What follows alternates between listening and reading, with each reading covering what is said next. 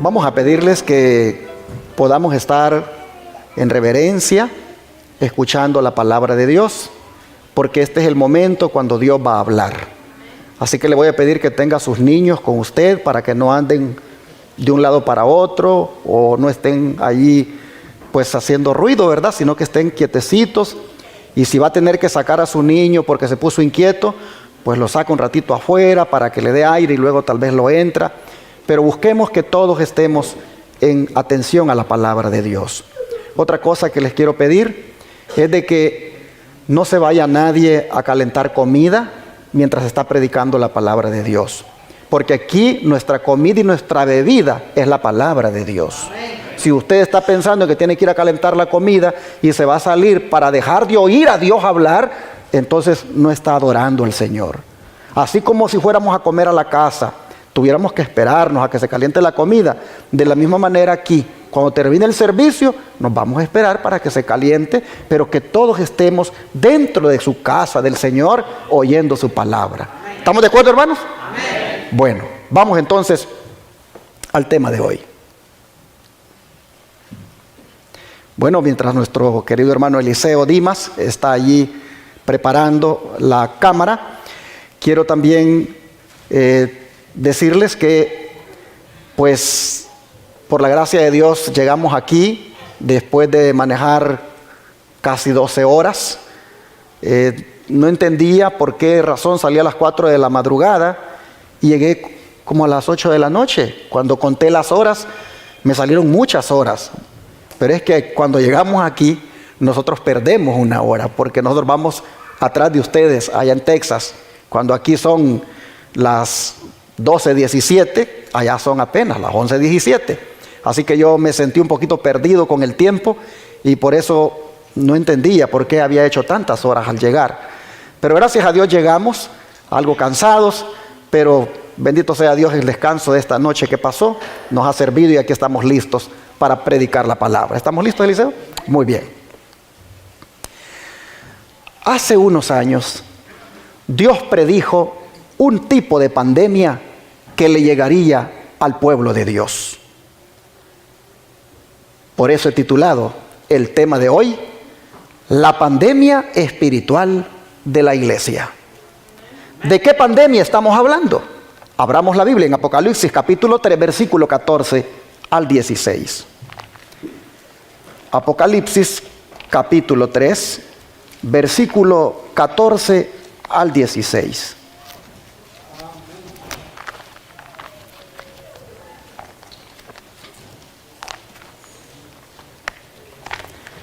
Dice la Escritura de la siguiente manera: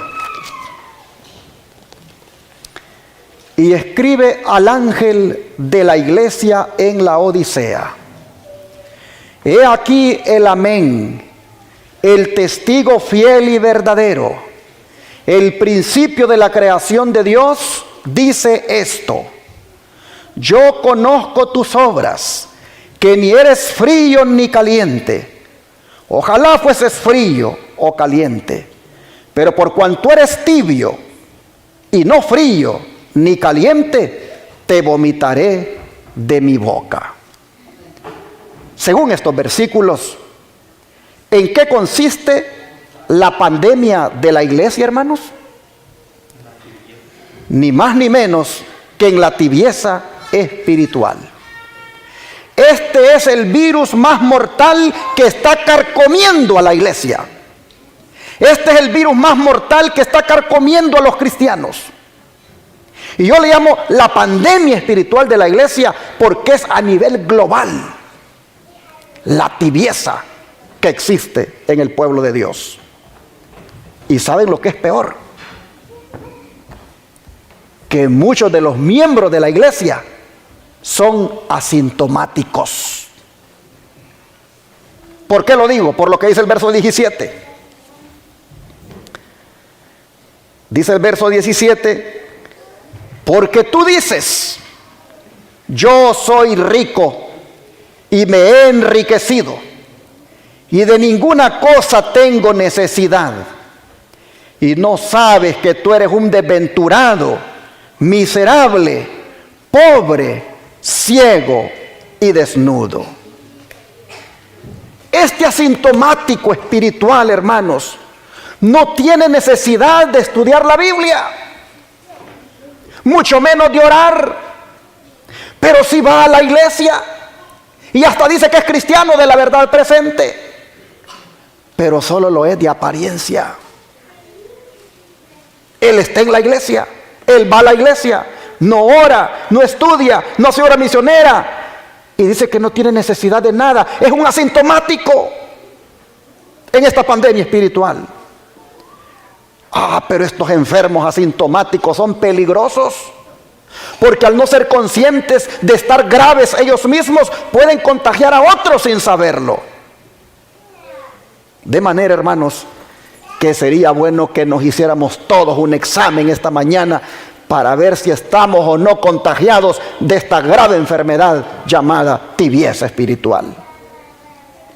¿Y por qué debemos hacernos todos el examen? Porque este mensaje, hermanos, que acabamos de leer es para nosotros.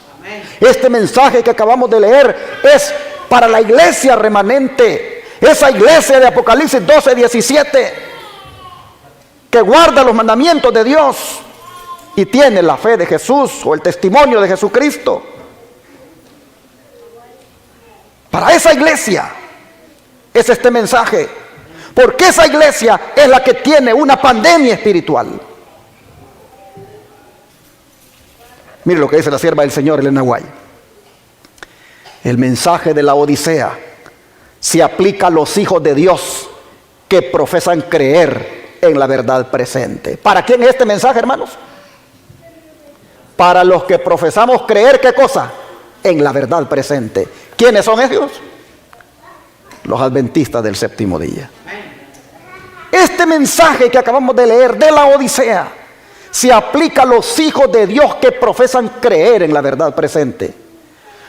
Pero note, se lo puse en verde. La mayoría de ellos, dice, ¿cómo son? Tibios. Solo profesan la verdad, no la viven. Tienen el nombre de cristianos, dice, pero nada de celo. El término tibio, dice, se aplica a esta clase de personas. Profesan amar la verdad, pero son deficientes en la devoción y el fervor cristiano. No se atreven a abandonar del todo la verdad y correr el riesgo de los incrédulos, pero no están dispuestos a morir al yo y seguir de cerca los principios de su fe. Joya los Testimonios, tomo 1, página 477. De manera, mis hermanos, que es para nosotros el mensaje. Mis hermanos, sé que amamos la verdad, pero debemos ser personas consagradas. Hay muchos que andan ahí defendiendo la verdad, peleando por la verdad.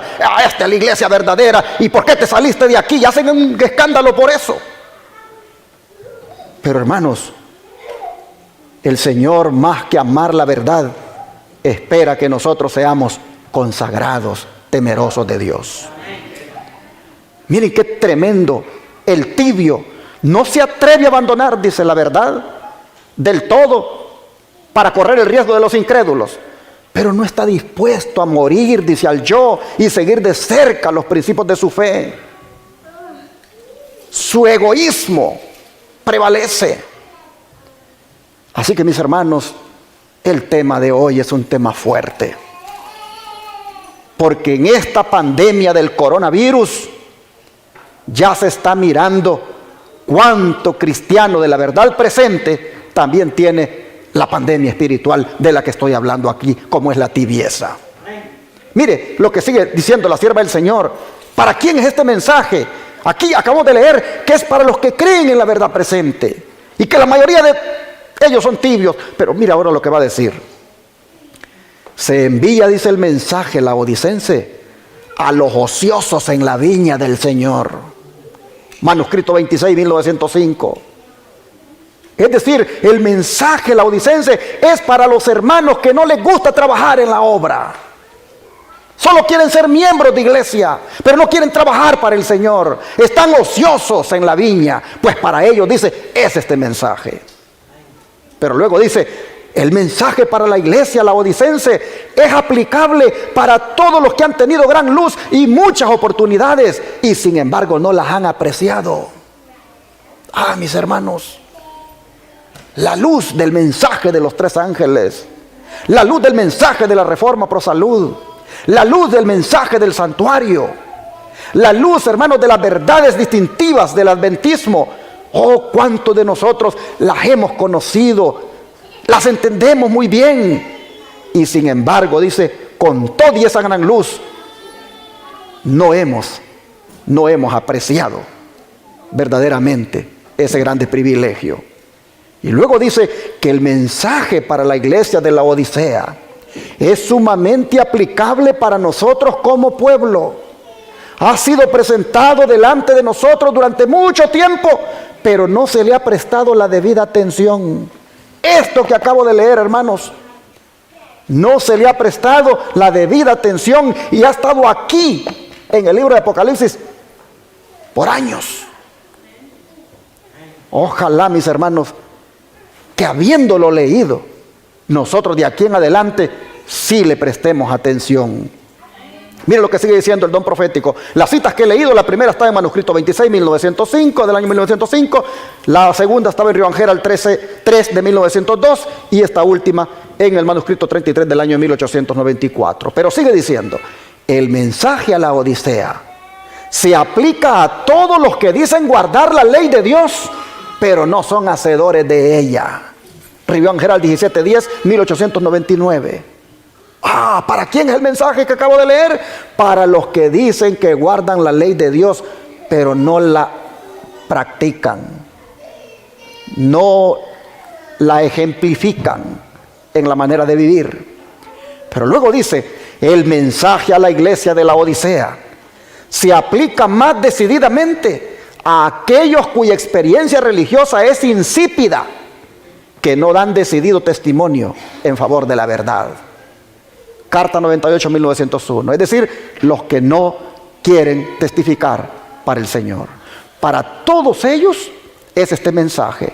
Yo creo que a esta altura usted se vio identificado en más de alguno de los grupos que la sierva del Señor ha mencionado, y en alguna manera usted está experimentando también esta pandemia. Yo creo que el que no quiera verse involucrado aquí, el que no quiera verse reconocido aquí, es un asintomático. Uno que dice, yo no necesito de nada de eso, porque eso no es para mí. Mi hermano, ojalá que todos aquí seamos tan humildes para decir, sí, yo estoy en esa pandemia, a mí me ha llegado también, en alguna manera estoy reflejado allí, porque en esos grupos que la sierva del Señor menciona, yo estoy. Mis hermanos, esta es una enfermedad pandémica, porque es global. Donde quiera que usted vaya, va a encontrar este problema en la iglesia. Sigue diciendo el don de profecía, la única esperanza de los laodicenses consiste en tener una visión más clara de su situación delante de Dios, un conocimiento de la naturaleza de su enfermedad. No son ni fríos ni calientes. ¿Sabe cuando dice la Escritura que no son ni calientes? Se refiere a que no tienen celo por la obra.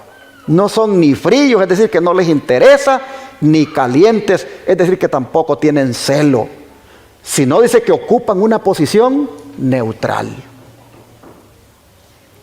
No son ni fríos ni calientes, dice, ocupan una posición neutral. Y al mismo tiempo se lisonjean de que no les falta nada. Son asintomáticos. El testigo fiel dice, aborrece esa tibieza. Abomina la indiferencia de esa clase de personas. Y como el agua tibia le causa náuseas. Oiga, como el agua tibia le causamos náuseas al Señor. Por no ser ni lo uno ni lo otro, ni fríos ni calientes, sino tibios. No son, dice, ni despreocupados ni egoístamente tercos. No se empeñan cabal y cordialmente en la obra de Dios, identificándose con sus intereses, sino que se mantienen apartados y están listos para abandonar su puesto cuando lo exigen sus intereses personales y mundanos. En esta pandemia se ha mirado mucho cristiano que dejó los cargos en la iglesia. La iglesia siguió abierta, tal vez en la casa de algún hermano, pero ellos, por el miedo, se confinaron y dejaron tirados los privilegios. Ancianos de iglesia, diáconos, diaconisas, que dejaron sus cargos. Y por el miedo a la pandemia, prácticamente, hermanos, dejaron de servir en aquello que Dios los puso a hacer. Falta en su corazón, dice, la obra interna de la gracia. De los tales se dice: tú dices, yo soy rico y estoy enriquecido y no tengo necesidad de ninguna cosa, y no conoces que tú eres un cuitado y miserable, pobre, ciego y desnudo. Mire qué tremendo. El engreimiento. No tengo necesidad de nada. Yo conozco la doctrina muy bien. Yo conozco el mensaje adventista desde hace 35 años. Toda mi vida lo he sido. No necesito.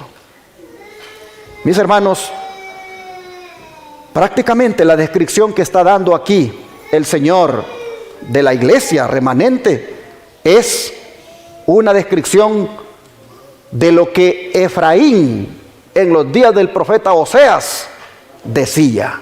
Vamos a ver qué es lo que decía Efraín. Al libro de Oseas, vámonos aquí al Antiguo Testamento y miremos en el capítulo 12, verso 8.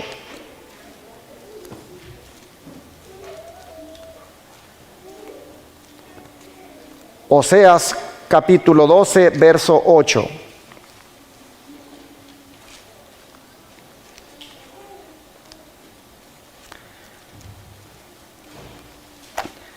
Y la Escritura nos dice lo siguiente. Oseas 12, verso 8. Efraín dijo: ciertamente he enriquecido, he hallado riquezas para mí. Nadie hallará iniquidad en mí, ni pecado en todos mis trabajos. Efraín aquí, hermanos, es el nombre con el cual se identifica al pueblo profeso de Dios, es decir, a Israel. Y él se jacta de sus riquezas, demostrando suficiencia propia, hace alarde de su inocencia, al decir: no hay iniquidad en mí, anticipando de esa manera el mismo proceder farisaico que habría por parte de los judíos en los días de Cristo. Mis hermanos, los fariseos se justificaban ante los hombres, pero Dios los tenía por hipócritas. Los fariseos, al igual que Efraín aquí, se jactaban. Mire lo que el Señor dice acerca de ello. Vamos a Lucas capítulo 16, versículo 13 al 15. Lucas capítulo 16 y versículos 13 al 15. Y la palabra del Señor dice lo siguiente. Lucas 16, 13 al 15. Ningún siervo puede servir a dos señores, porque o aborrecerá al uno y amará al otro, o estimará al uno y menospreciará al otro. No podéis servir a Dios y a las riquezas. Y oían también todas estas cosas los fariseos, que eran avaros, y se burlaban de él. Entonces les dijo: vosotros sois los que os justificáis a vosotros mismos delante de los hombres, mas Dios conoce vuestros corazones, porque lo que los hombres tienen por sublime delante de Dios es abominación. Bueno, aquí ustedes pueden ver cómo los fariseos, el Señor dice, les conocía sus corazones, y el Señor miraba que lo que ellos tenían por sublime delante de Dios era una abominación, era algo detestable.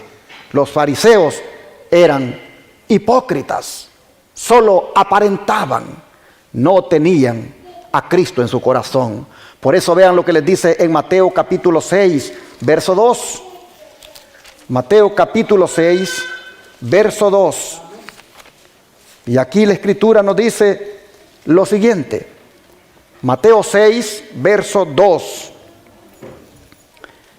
Cuando pues des limosna, no hagas tocar trompeta delante de ti, como hacen los hipócritas en las sinagogas y en las calles, para ser alabados por los hombres. De cierto os digo que ya tienen su recompensa. Noten ustedes, el fariseo le gustaba dar a conocer que era dadivoso. Hacía tocar trompeta cuando daba limosna. Pero ahora mire cómo el Señor le llama hipócritas. Pero ve el versículo 5. Y cuando ores, no seas como los hipócritas, porque ellos aman el orar en pie en las sinagogas y en las esquinas de las calles para ser vistos de los hombres. De cierto digo que ya tienen su recompensa. Así nosotros miramos que la hipocresía del fariseo era siempre aparentar en público que era un hombre de oración, pero por dentro era prácticamente una sepultura. Era prácticamente ellos sepulcros blanqueados, les dijo el Señor. Ahora mire lo que dice el versículo 16. Cuando ayunéis, no seáis austeros como los hipócritas, porque ellos demudan sus rostros para mostrar a los hombres que ayunan. De cierto digo que ya tienen su recompensa. Así que notamos que hasta los ayunos los hacían hipócritamente. Ayunaban, pero en sus corazones albergaban odio contra su prójimo y en este caso contra Jesús. Mira el capítulo 23 ahora, siempre de Mateo, y el verso 28, lo que dice. Mateo 23, verso 28. La palabra de Dios nos dice lo siguiente. Así también vosotros, por fuera a la verdad os mostráis justos a los hombres, pero por dentro estáis llenos de hipocresía e iniquidad. El 27, si ustedes miran, les dice: escribas y fariseos hipócritas, porque sois semejantes a sepulcros blanqueados, que por fuera la verdad se muestran hermosos, mas por dentro están llenos de huesos de muertos y de toda inmundicia. Así entonces dice, son por fuera a la verdad se muestran justos a los hombres, pero por dentro están llenos de hipocresía e iniquidad. Así, hermanos, miramos que lo que Efraín decía en los días de Oseas: tengo riquezas y las he adquirido y tampoco tengo iniquidad, era simplemente una jactancia de ser inocentes cuando realmente eran culpables. Bueno, hermanos, esto es lo que está pasando con la iglesia remanente. Esto es lo que está sucediendo, hermanos, en el pueblo profeso de Dios ahora, en el Israel moderno. Mucho cristiano que hay solamente de apariencia. Aparenta el sábado cuando va a la iglesia que es de verdad uno del pueblo remanente, pero luego en la semana vive su doble vida. Se viste como el mundo. Se lo encuentra en la calle y usted le ve vestido como el mundo. Usted lo mira haciendo las actividades del mundo, algunas veces, por supuesto, las actividades malsanas. Y luego usted lo mira que está en la iglesia.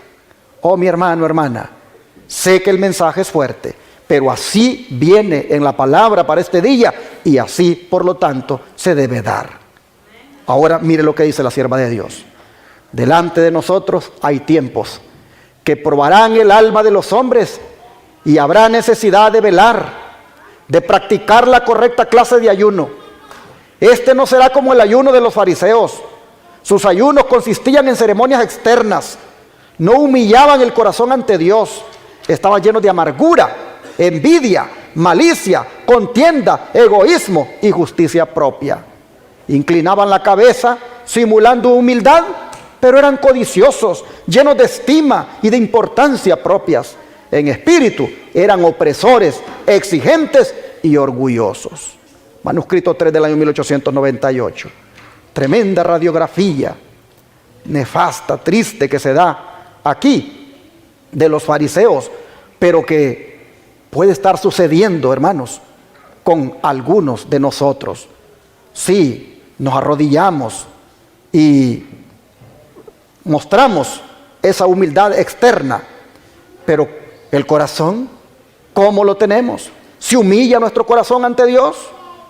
Ah, mi hermano, hermana, ¿cómo lo tenemos el corazón? Lleno de amargura, de envidia, de malicia, de contienda, de egoísmo, de justicia propia. ¿Qué albergamos en el corazón, mi hermano? Sí, venimos a la iglesia, pero con un corazón así, contaminado. Oh, mi hermano, hermana, el Señor quiere que hoy nos arrepintamos de verdad y que seamos cristianos verdaderos, cristianos genuinos. Sigue diciendo el don de profecía: el Redentor del mundo no despreció nunca el verdadero arrepentimiento, por grande que fuera la culpa, pero lanzó ardientes denuncias contra los fariseos y los hipócritas. Hay más esperanza para el que peca abiertamente que para esta clase de personas. Consejo sobre la Salud, página 627. ¿Por qué hay más esperanza para el que peca abiertamente que para el fariseo que en la iglesia no quiere reconocer su condición y solo aparenta? Oh, mis hermanos, porque el que hace eso es un tibio. Miren, mis hermanos, por eso el Señor dice: ojalá fueses fríos. Hermanos, si la iglesia de la Odisea fuese fría, el Espíritu de Dios podría convencerla más fácilmente de su peligrosa condición. Pero ¿por qué es preferible una condición de frialdad a una de tibieza? ¿Por qué? Por las siguientes palabras, miren, que proyectan luz al respecto, se la pongo acá.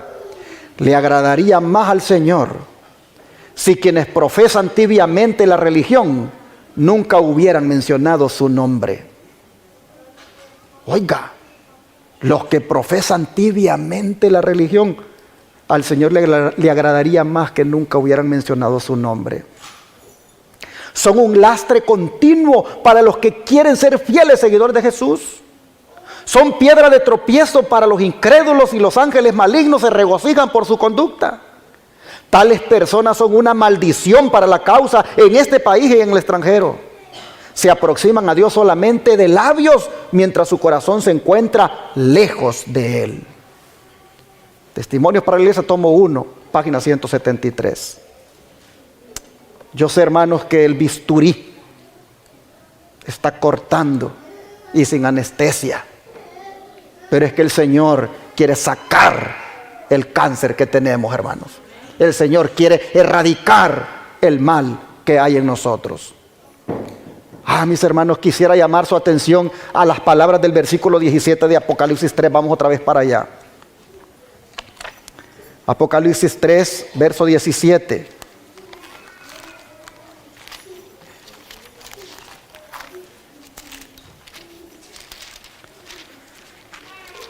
Y aquí la Escritura nos dice: porque tú dices, yo soy rico y me he enriquecido y de ninguna cosa tengo necesidad, y no sabes que tú eres un desventurado, miserable, pobre, ciego y desnudo. Mis hermanos, qué tremendo. Dice que no sabe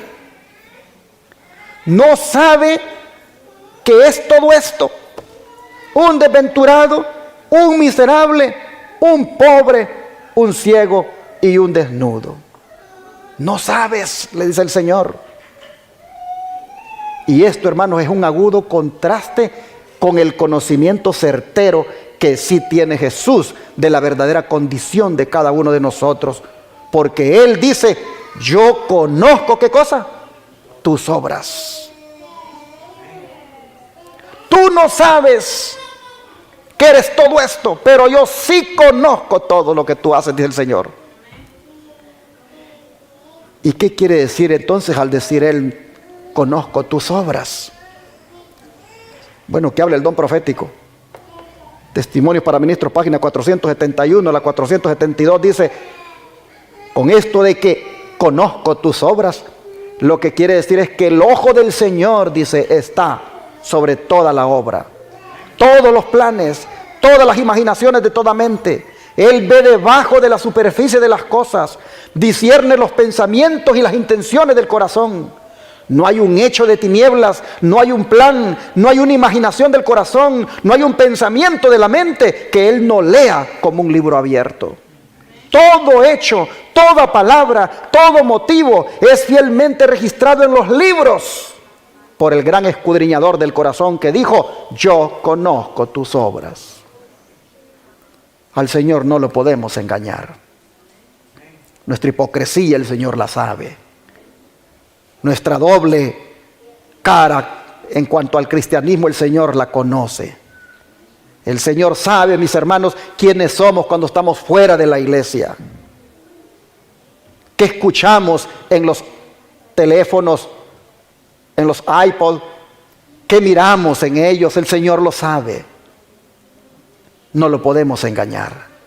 Todo lo que está, dice, debajo de la superficie, Él lo mira. Hasta lo que pensamos, Él lo discierne. Oh, hermanos y hermanas, con cuánta razón, dice el apóstol Pablo, ocupaos en vuestra salvación con temor y temblor. A veces se nos olvidan estas cosas y por eso nos acostumbramos a hacer un cristianismo allí mediocre. Pero mis hermanos, hoy usted sabe que el Señor todo lo sabe. Y porque Él todo lo sabe, Él dice lo que sabe. Y Él sabe, hermanos, que estamos pobres. Estamos tan pobres espiritualmente que hasta ropa nos hace falta. Ni para la ropa tenemos. Así lo dice en el verso 18, miren ustedes. Por tanto, dice, yo te aconsejo que de mí compres oro refinado en fuego, para que seas rico, y vestiduras blancas para vestirte, y que no se descubra la vergüenza de tu desnudez, y unge tus ojos con colirio para que veas. Ah, mi hermano, hermana, a veces la iglesia se jacta por los millones de miembros que tiene en el mundo. A veces la iglesia se jacta por sus instituciones que ha logrado crear en el mundo, como son los hospitales, las universidades, los colegios. A veces la iglesia se jacta por los millones de clubes de conquistadores que tiene y de guías mayores. Oh, mis hermanos, a veces la iglesia se jacta de esas cosas, pero el Señor la mira a la iglesia como pobre, miserable, ciega y desnuda. El Señor mira a la iglesia como un mendigo. Cuando el Señor escudriña la iglesia, cuando el Señor mira a la iglesia en su esencia, a los miembros que la componen, el Señor mira que está inclusive ciega. Tiene ceguera espiritualmente, está enferma. La pandemia le ha llevado hasta perder la visión. Oh, hermanos y hermanas, para que entendamos esta vergüenza de la desnudez que habla aquí, porque dice, te aconsejo, dice, que compres vestiduras blancas para vestirte y que no se descubra la vergüenza de tu desnudez. Hermanos, Dios le dice a la iglesia, son una vergüenza. Son una vergüenza, le dice Dios a la iglesia. Están desnudos. Compren las vestiduras, dice, que yo les doy, porque esa sí les va a cubrir esa vergüenza. Ah, pero ¿de qué vergüenza está hablando? Para que entendamos, nosotros vamos al libro de Ezequiel. Ezequiel capítulo 16, versículos 23 al 29. Libro de Ezequiel, capítulo 16, versículo 23 y 29.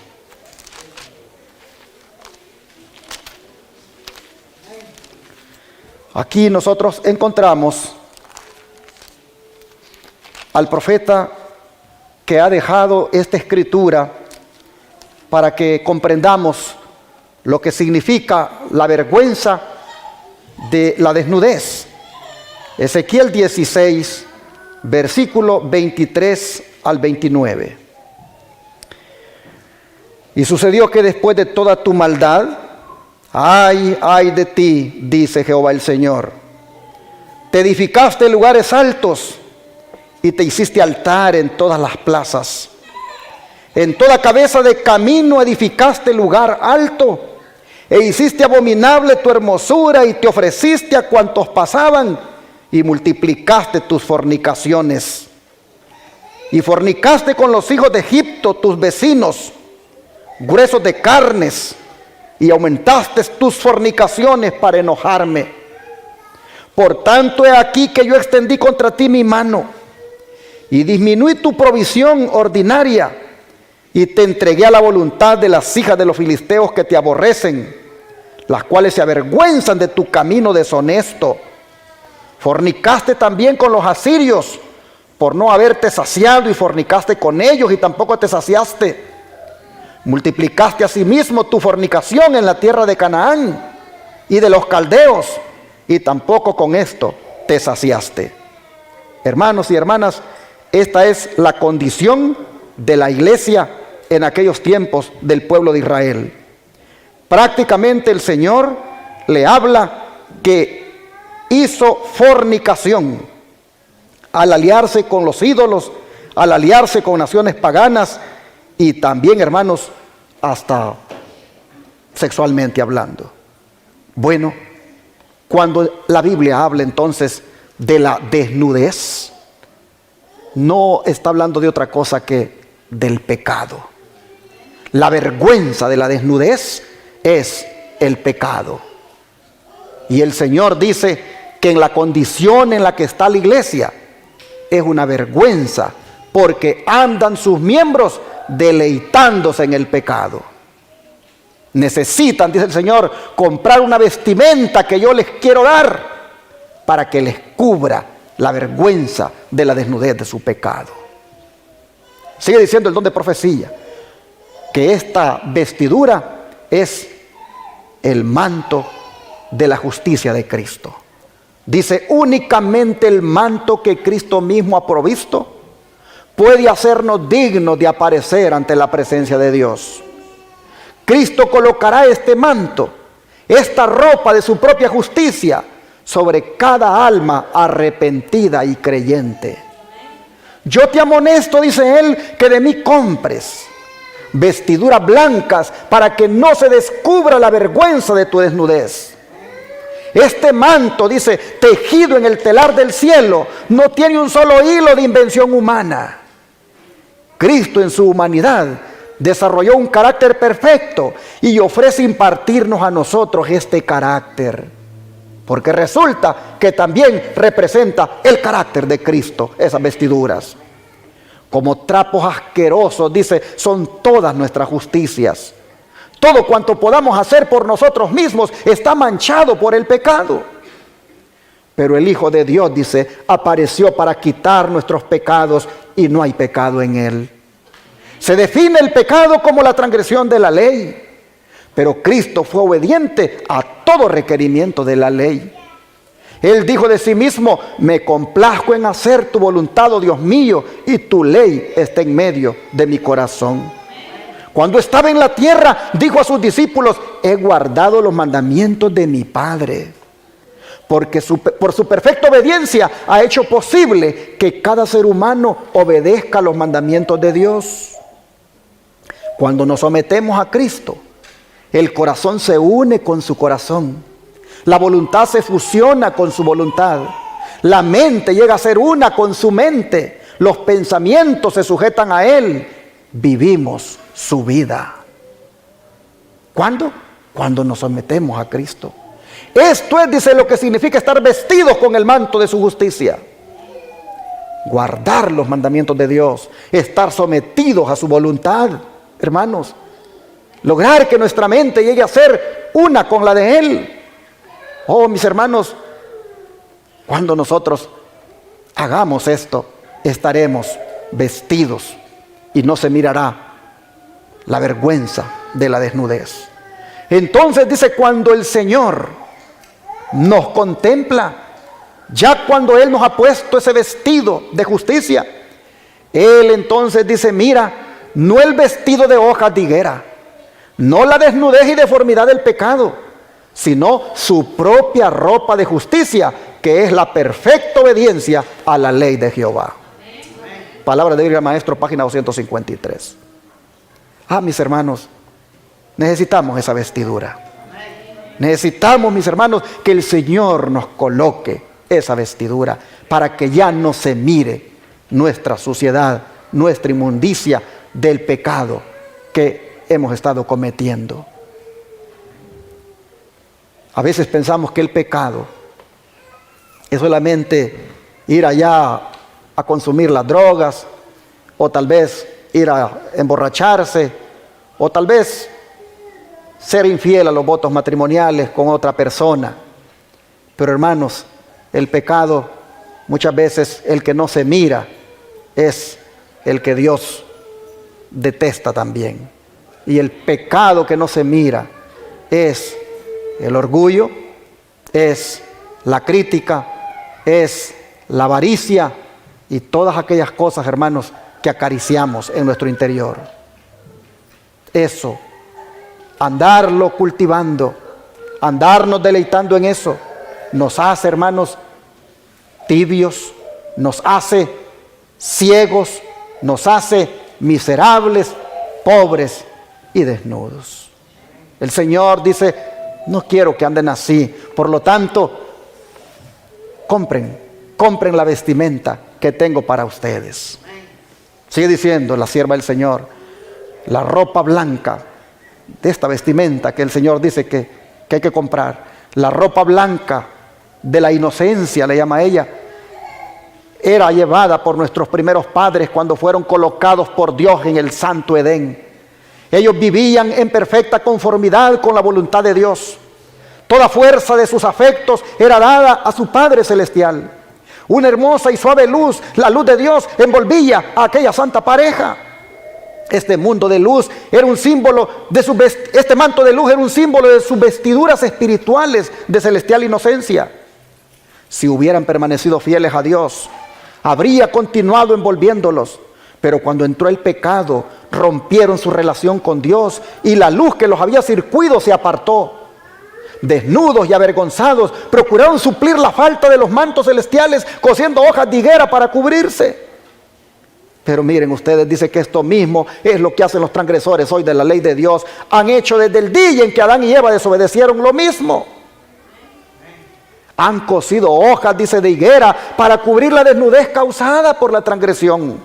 Han usado los mantos de su propia invención, mediante sus propias obras, han tratado de cubrir sus pecados y hacerse aceptables a Dios.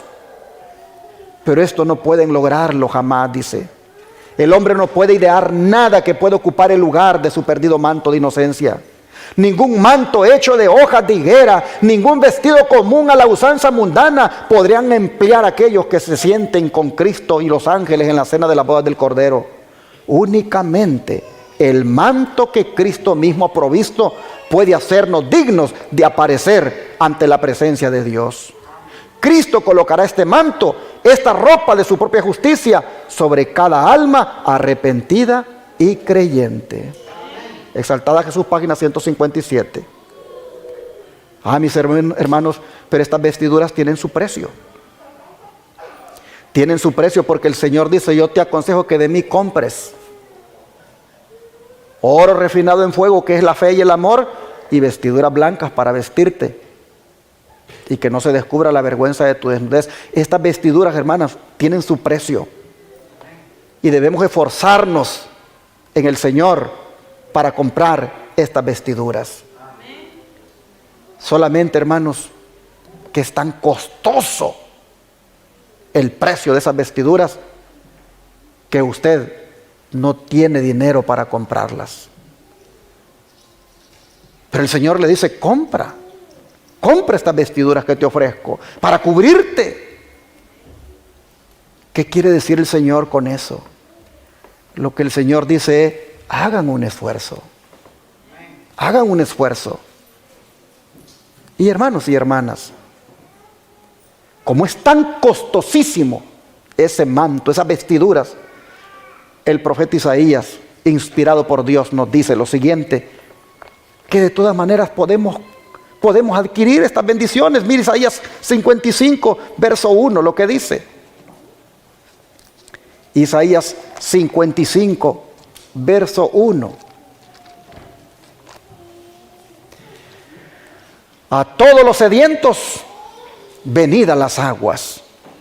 Y los que no tienen dinero, venid, comprad y comed. Venid, comprad sin dinero y sin precio vino y leche. En otras palabras, mi hermano, hermana, aunque es costosísimo el vestido, de todas maneras dice el Señor, vengan a comprarlo sin dinero, porque yo se los quiero regalar. Yo, dice el Señor, les quiero cubrir de todas las inmundicias, de todos los pecados esos ocultos que nadie mira y que yo sí los miro. Yo los quiero cubrir, dice el Señor. Compren este vestido, vengan a comprarlo, aunque no tengan dinero, vengan a comprarlo, dice el Señor. Porque yo ya pagué ese vestido por ustedes. Yo pagué con mi propia vida en la cruz del Calvario, y con ese sacrificio hice posible que haya vestido para todos aquellos que quieran ser cubiertos. Amén. Solo vengan, dice el Señor. Oh, mis hermanos, de pura gracia el Señor nos da su vestido. Lo único que tenemos que hacer es venir a Él. La pregunta es, ¿vas a venir? Oh, mi hermano, hermana, ¿por qué tienes que seguir en esa condición infectada por la pandemia espiritual cuando Dios te está ofreciendo algo mejor? Cuando Dios quiere que tengas una experiencia espiritual diferente.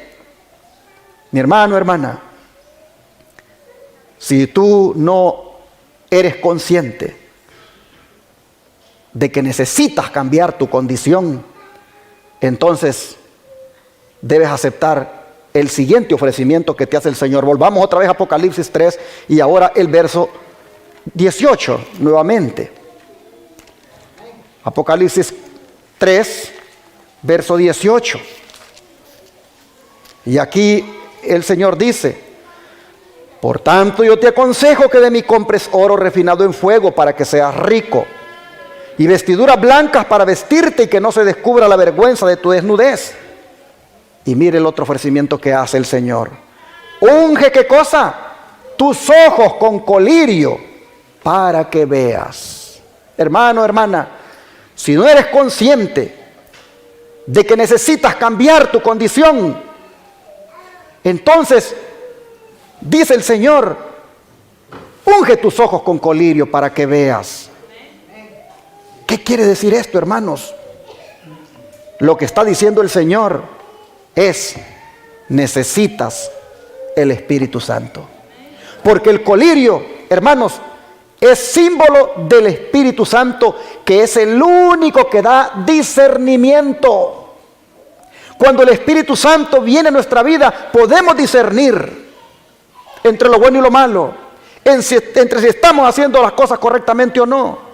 Necesitamos al Espíritu Santo, que es el único que puede eliminar nuestra ceguera para que podamos ver nuestra condición.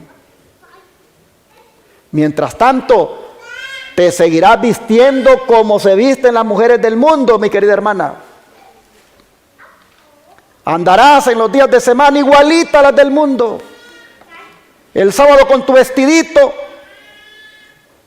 bien hermosa la hermana con su vestido, bien decentemente, pero en la semana, como las mujeres del mundo. Necesita que el Señor le unja a usted, mi hermana, y a usted, mi hermano, y a mí también. Necesitamos que el Señor nos unja nuestros ojos con colirio, es decir, con el Espíritu Santo, para que entendamos que tenemos que ser cristianos en la iglesia y fuera de la iglesia, el sábado y en los días de semana.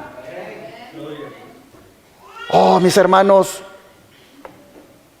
unge tus ojos con colirio para que veas, porque estás ciego. No miras tu condición, te parecen las cosas naturales, normales.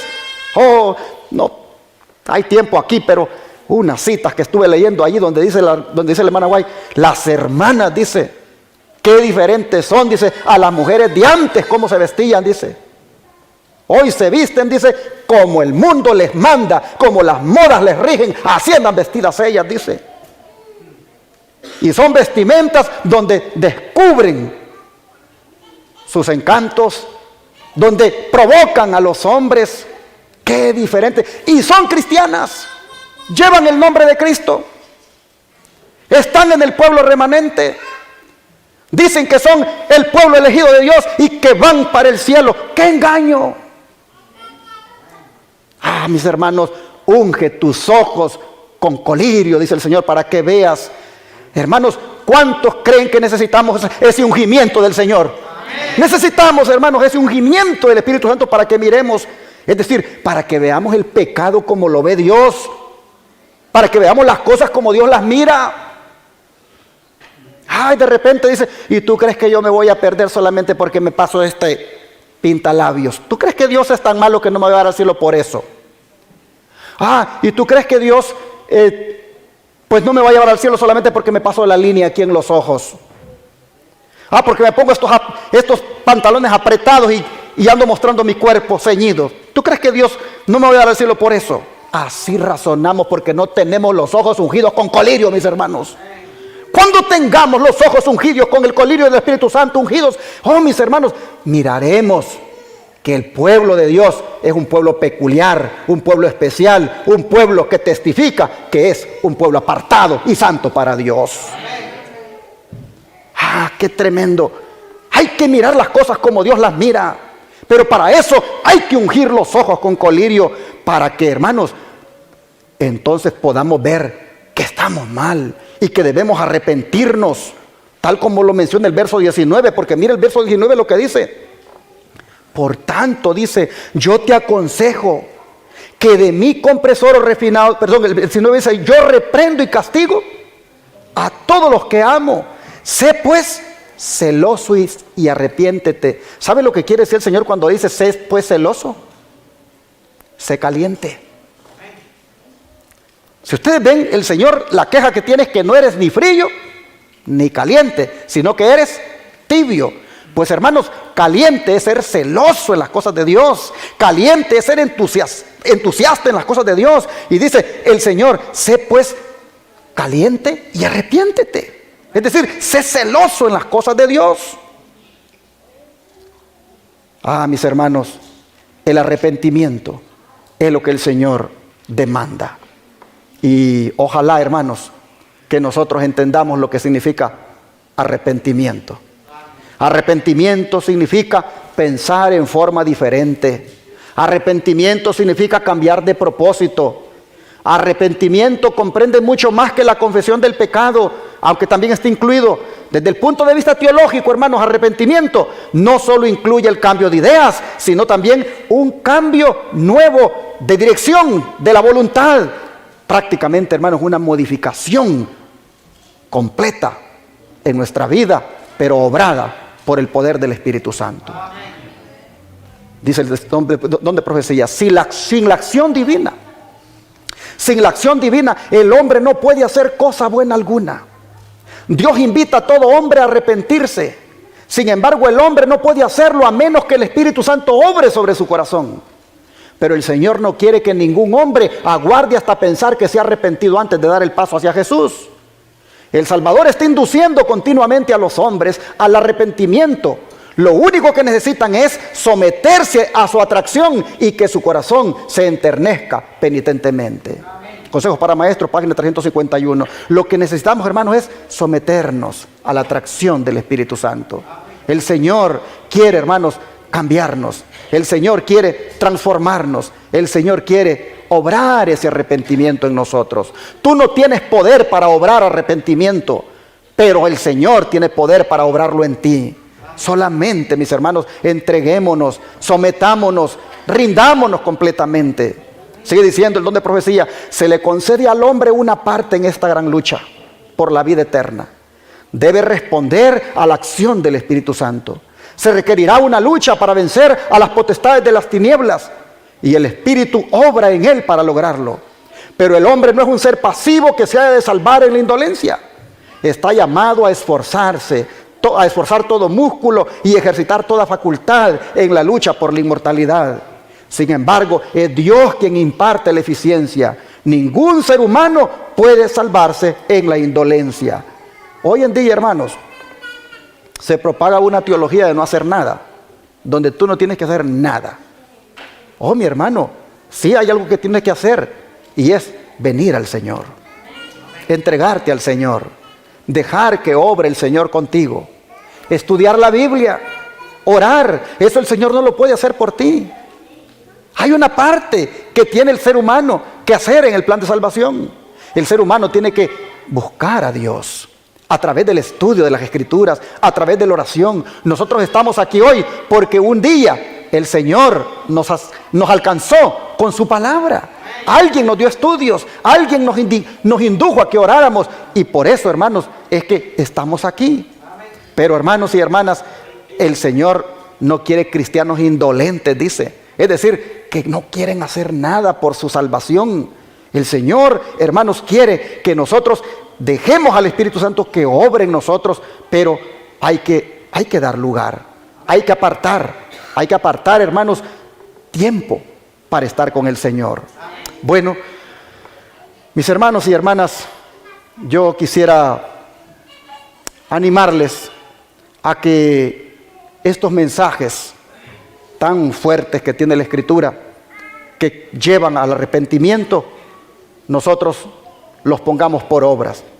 Hagamos un esfuerzo, hermanos, en reconocer nuestros errores y corrijamos nuestra manera de ser como cristianos, nuestra manera de vivir. Miren, hermanos, si algo tiene que salir de esta pandemia, es un cristiano limpio de la pandemia espiritual, completamente, hermanos, sano por el poder del Espíritu Santo. Tenemos nosotros que salir de esta pandemia espiritual completamente, hermanos, libres de toda contaminación. No más infección. Lucas 23, 24. Mire lo que dice. Lucas 23, 24. Dice la Escritura: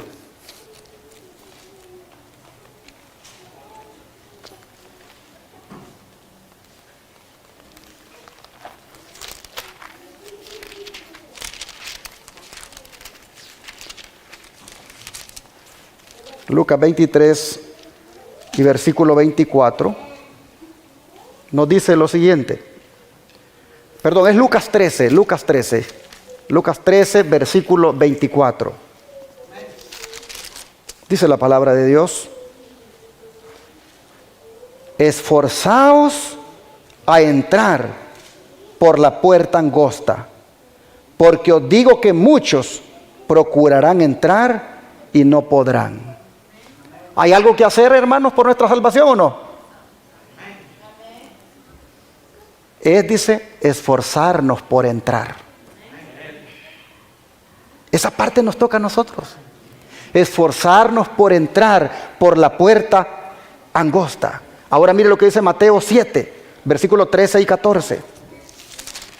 Mateo 7, versículo 13 y 14.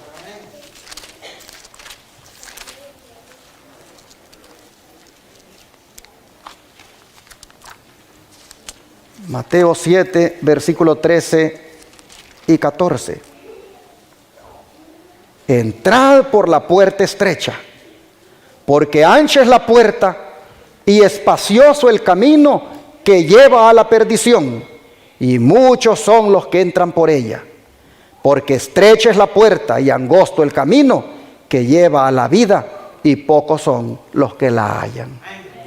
Hermanos y hermanas, el cristiano de verdad camina no por donde va el montón de gente, sino por esa puerta donde van pocos. Esa puerta angosta, por ahí entra el cristiano. Esa puerta donde va dejando la música mundana. Esa puerta donde va dejando las vestimentas mundanales. Esa puerta donde va dejando eso de andar juzgando la vida de los hermanos, criticándolos constantemente. Esa puerta, hermanos, donde deja la pornografía que mira en su teléfono. Esa puerta angosta donde ahí, hermanos, no hay lugar para estarse corrompiendo con lo que mira, con lo que oye. Esa puerta angosta, esa es la que busca el cristiano. Y esa, dice, lleva a la vida. Oh, mis hermanos, ojalá lo entendamos y que hagamos un esfuerzo en reconocer que por la puerta ancha es donde hemos andado caminando todo este tiempo. Por esa puerta ancha donde todo el mundo va y hemos andado nosotros también. Ojalá entendamos, mis hermanos, que de ahora en adelante debemos de verdad ser cristianos de oración, humildes, consagrados, temerosos de Dios, que tienen cuidado, hermanos, de usar la lengua para no condenarse hablando mal. Oh, mis hermanos, Dios nos ayude para que entremos por la puerta angosta. Mire lo que sigue diciendo la sierva. Quizá algunos digan, ¿y por qué se hace resonar este mensaje tan constantemente en nuestros oídos? Ese pastor enamorado, no hay sermón donde no esté hablando fuerte a la iglesia. ¿Por qué no predica temas de amor? Bueno, pero es que el Jesús de amor es el que me ha dado este tema. El Jesús de amor es el que está diciendo esto. El Jesús que murió por nosotros. El Jesús, hermanos, que va a venir a traernos. Él es el que ha dejado esta palabra. Algunos dicen, ¿por qué, dice, se hace resonar este mensaje tan constantemente en nuestros oídos? ¿Por qué siempre están hablando de que no hay que vestirse como los mundanos, que hay que hacer cambios? ¿Por qué siempre están hablando de eso? Algunos, dice, dirán eso. Oh, dice la sierva del Señor, porque no os arrepentís plenamente por eso. No vivís en Cristo, ni Cristo mora en vosotros. Cuando un ídolo es expulsado del alma, Satanás trae otro preparado para ocupar su lugar. Por eso es que hay que estar constantemente hablando estas cosas. A menos, dice, que os consagréis enteramente a Cristo y viváis en comunión con Él, a menos que lo hagáis vuestro consejero, hallaréis que vuestro corazón, abierto a los malos pensamientos, fácilmente se desvía del servicio de Dios al servicio del yo.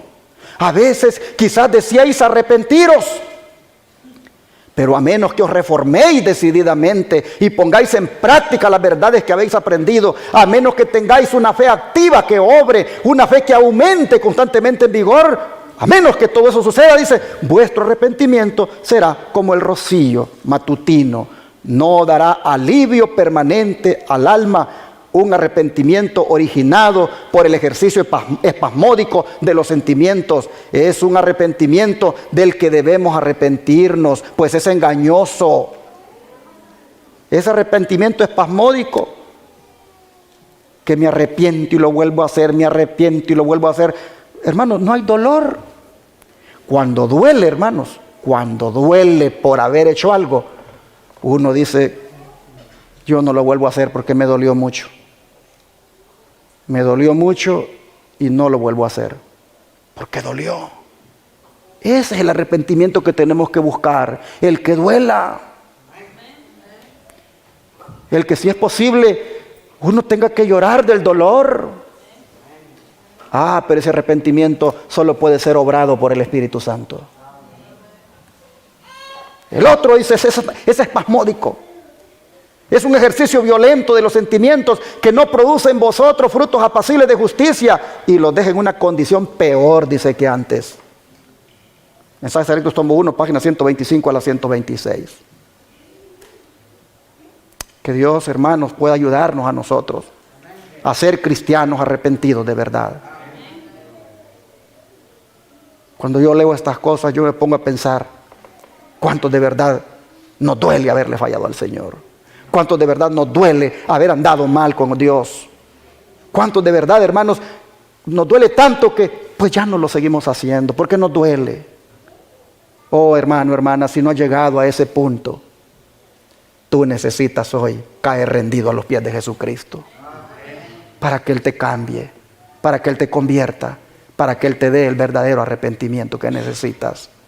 Mire lo que sigue diciendo el don profético. El pueblo de Dios debe ver sus errores y despertar a un arrepentimiento celoso y eliminar esos pecados que lo han llevado a esa condición deplorable de pobreza, ceguera, miseria y engaño terrible.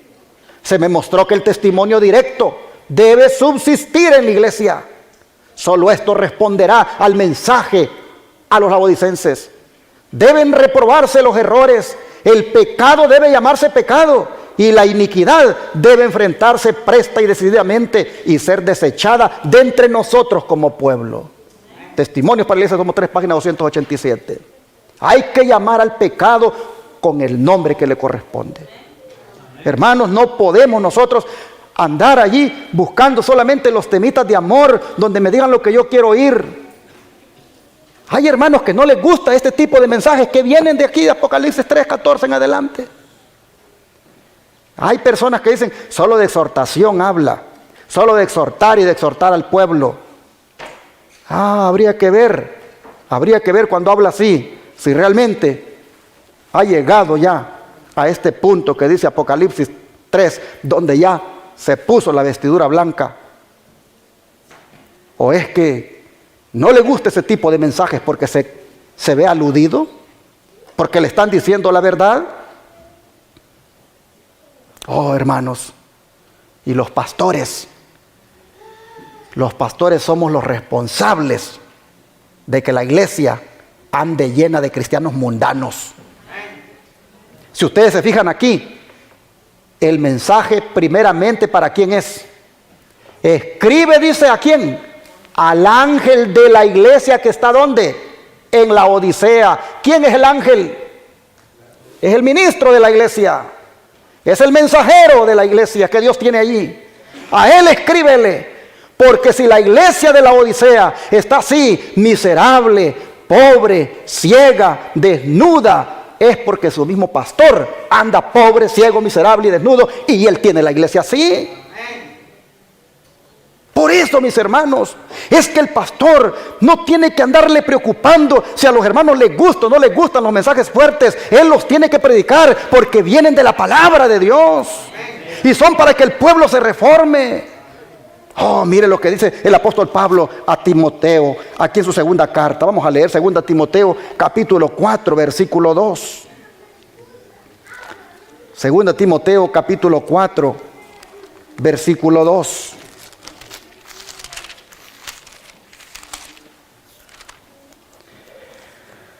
Dice el apóstol a Timoteo, vamos a leer del 1.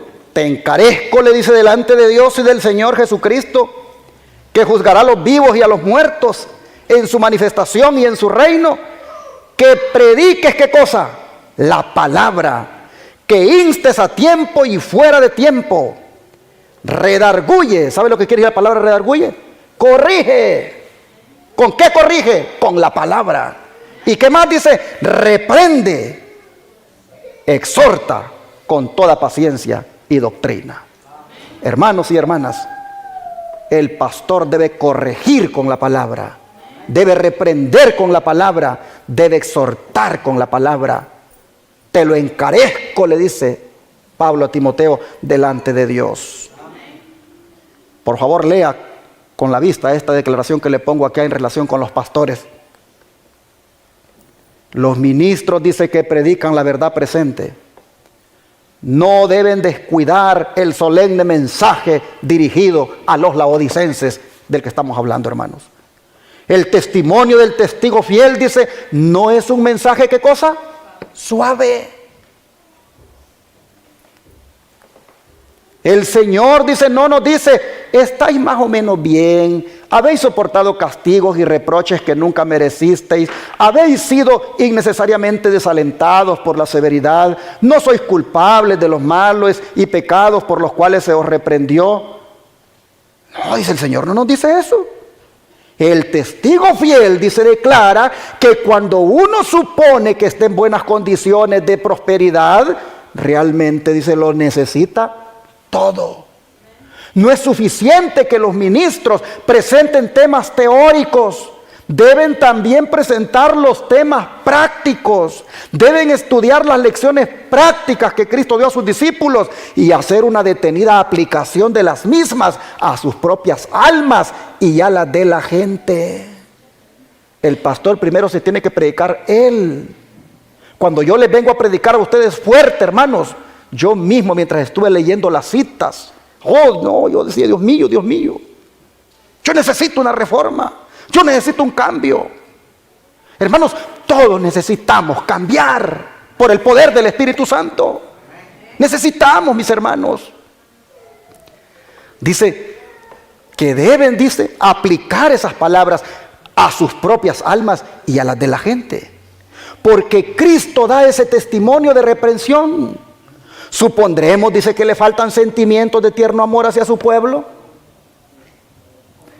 Vamos a decir que Cristo no nos ama por la forma como nos habla. Vamos a decir que ese pastor no ama a la iglesia por la forma como le habla. Oh, hermanos.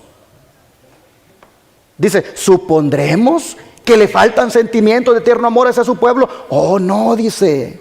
El que murió para redimir al hombre de la muerte, ama con amor divino. Y a aquellos a quienes ama, los reprende. Yo reprendo, dice, y castigo a todos los que amo.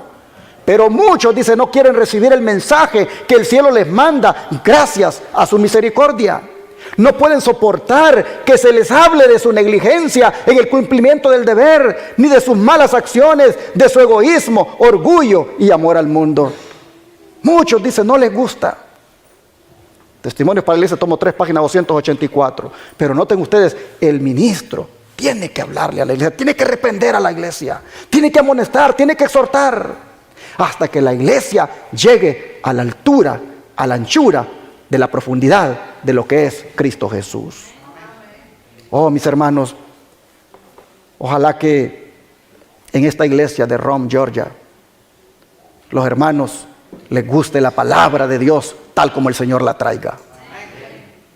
Mis hermanos y hermanas, para terminar, aquí viene la promesa más linda que el Señor nos da si hoy venimos a Él para que nos coloque sus vestiduras, nos cubra su desnudez, nuestra desnudez, perdón. Si hoy nosotros, mis hermanos, reconocemos que estamos mal, si venimos a Él, aquí viene la promesa más hermosa que Él nos hace. Apocalipsis 3:20. Apocalipsis 3:20. Dice el Señor, he aquí, ¿qué cosa? Yo estoy, ¿a dónde? A la puerta y llamo. Si alguno oye mi voz y abre la puerta, entraré a él, cenaré con él y él conmigo. ¿Cuál es la promesa?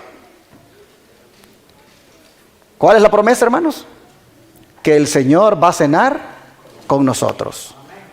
¿Sabe por qué la Biblia habla aquí de la cena? Porque la cena es la comida más importante que nosotros vamos a tener en el reino de los cielos. Allá nosotros, hermanos, tendremos lo que se llama la cena de bodas del Cordero. Oh, mis hermanos, pero hay una condición aquí. Y es, ¿qué cosa? Que abramos la puerta. Es decir, que recibamos a Jesús para que Él nos transforme y nos cambie. Mire lo que dice la sierva de Dios. El testigo verdadero dice, he aquí yo estoy a la puerta y llamo. Toda amonestación, reprensión y súplica de la palabra de Dios o de sus mensajeros es un llamamiento a la puerta, ¿de dónde, hermanos? Del corazón. Es la voz de Jesús que procura entrar. Con cada llamamiento desoído se debilita la inclinación a abrir. Si hoy son despreciadas las impresiones del Espíritu Santo, mañana no serán tan fuertes.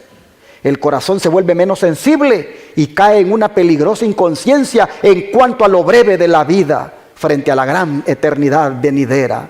Nuestra condenación en el juicio, hermanos, no se deberá al hecho de que hayamos estado en el error, sino al hecho de haber descuidado las oportunidades enviadas por el cielo para que aprendiésemos lo que es la verdad. Deseado toda la gente, página 454. Pero la puerta del corazón, mis hermanos, la puerta del corazón, necesitamos abrírsela a Jesús. para que cambie la condición y de la pandemia espiritual salgamos libres. Sigue diciendo la sierva de Dios: he aquí yo estoy a la puerta y llamo, dice Jesús. Si alguno oye mi voz y abre la puerta, entraré a él y cenaré con él y él conmigo. Vi, dice, oiga esto, vi que muchos tienen tanta escoria acumulada ante la puerta del corazón que no pueden abrirla. ¿Sabe lo que es la escoria? La impureza. Hay impureza, hermanos, en la mirada. Hay impureza en el habla. Hay impureza en lo que se piensa. Vi, dice, que hay tanta escoria acumulada en la puerta que es difícil abrirla. Algunos, dice, tienen que eliminar las dificultades que tienen con sus hermanos. Oiga, hermano, esto. ¿Por qué no entra Jesús a nuestro corazón? Porque, hermanos, esa enemistad que tenemos con la hermana, esa enemistad que tenemos con el hermano, eso, hermanos, no deja que la puerta se abra. Mire usted, lea por favor. Algunos dicen tienen que eliminar las dificultades que tienen con sus hermanos. Otros tienen que eliminar el mal genio o la codicia antes que puedan abrir la puerta. Yo no sé quién aquí, hermano, tiene mal genio. Creo que todos en alguna manera tenemos mal genio, hermanos. Bueno, ese mal genio impide que la puerta se abra. Otros, dice, colocan al mundo delante de la puerta de su corazón y así la cierran. Toda esta escoria, dice, tiene que ser quitada y entonces podrán abrir la puerta y darle la bienvenida al Salvador. Joder, Testimonios, tomo 1, página 43. Mis hermanos y hermanas, este día, ya casi voy a terminar, este día, nosotros vamos con el poder de Dios a quitar la escoria, a quitar todo eso, hermanos, que impide que Jesús entre en nuestra vida. Voy a leer esta otra declaración. En la visión, dice, me fue mostrado cuán preciosa es la promesa cuando dijo el Señor: entraré a Él y cenaré con Él y Él conmigo. Oh, dice, qué admirable es el amor de Dios, que a pesar de toda nuestra tibieza y nuestros pecados, nos dice: tórnense a mí y yo me tornaré a vosotros y sanaré todas vuestras rebeliones. El ángel lo repitió unas cuantas veces: tornaos a mí y yo me tornaré a vosotros y sanaré todas vuestras rebeliones.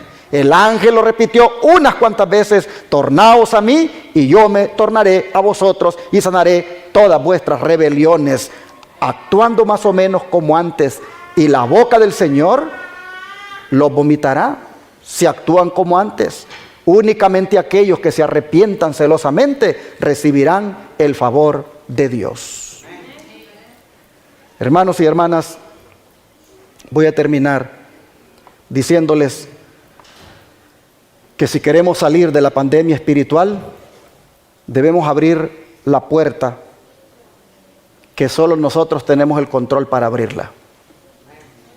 Porque desde el momento en que dice: aquí estoy a la puerta y llamo, es porque el picaporte para abrirla no está al lado de afuera, sino que está ¿dónde?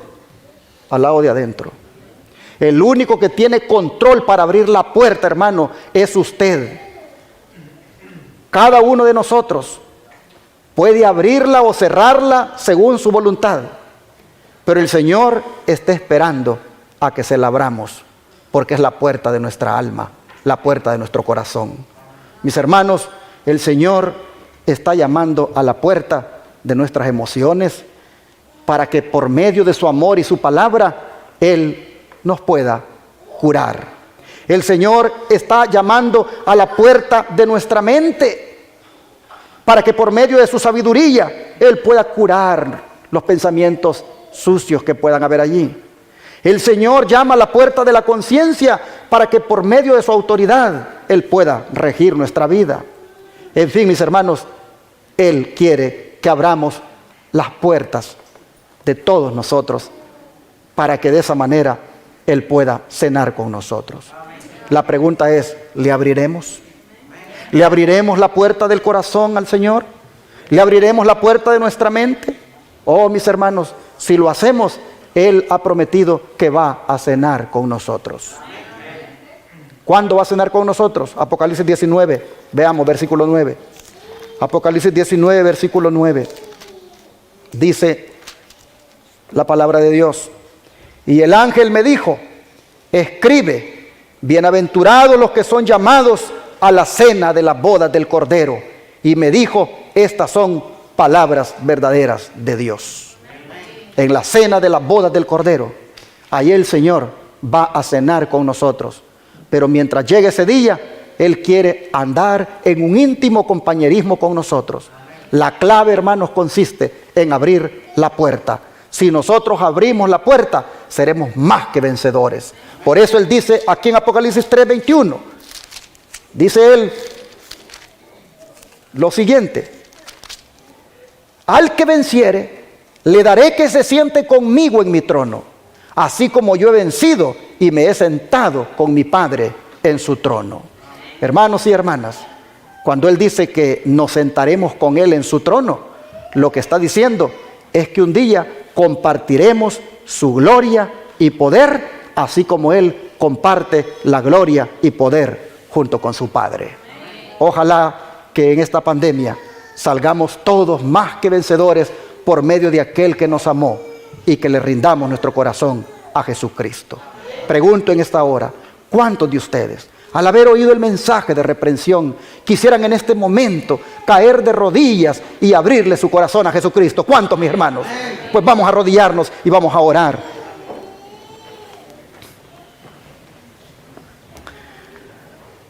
Oh Padre Celestial, ya no queremos seguir más, Señor, siendo infectados con esta pandemia espiritual en la cual se encuentra la iglesia a nivel del mundo. Ya no, Padre. Por eso, conscientes ahora de que estamos enfermos por el pecado, desnudos, y se mira el pecado, Señor. Oh, Señor, conscientes de que hasta nos hemos vuelto ciegos espiritualmente, conscientes, Señor, de que hemos caído algunas veces en la ociosidad, en solo la apariencia, en el orgullo. Padre, oh, Señor, nosotros reconocemos que necesitamos un cambio en nuestra vida. Y conscientes de eso, Padre, hoy te decimos, aquí está, Padre, la puerta de nuestro corazón abierta para ti. Te entregamos, Señor, la puerta de nuestra mente para que entres y dirijas nuestros pensamientos. Te entregamos la puerta de nuestras emociones para que sean canalizadas hacia lo recto. Te entregamos, Señor, la puerta de nuestro corazón, de nuestra alma, para que sea transformada por ti. Padre, en este día, nosotros atendemos la invitación tuya y aquí estamos y te rogamos que pongas tu manto de justicia sobre nosotros. Pon tu vestidura sobre nosotros, Señor. Cúbrenos de nuestro pecado, cúbrenos de nuestra inmundicia y ayúdanos, Señor, para no seguir pecando.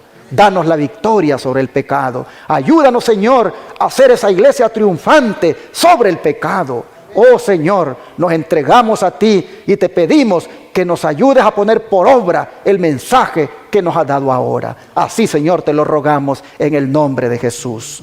Amén.